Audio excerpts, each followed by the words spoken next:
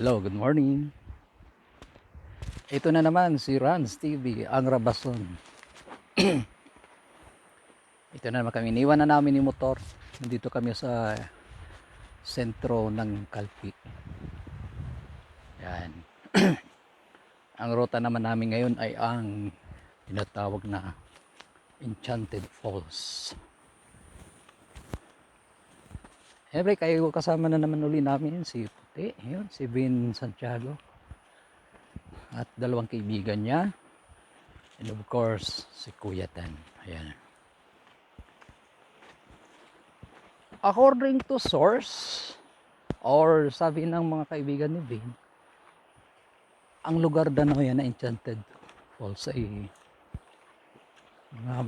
more than 1 kilometers. So wala pang ano yan, wala pang isang oras na akyatin, siguro may higit.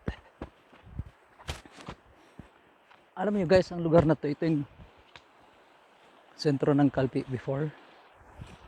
So nawas out to nun dati dahil sa last flood nangyari last 1994. Ayan, 1994.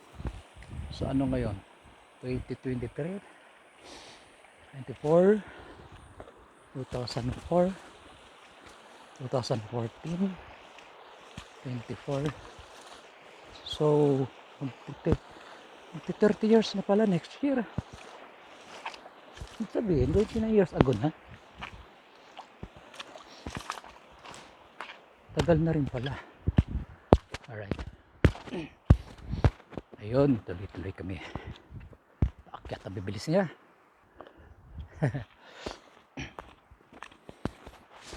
Rabas uli.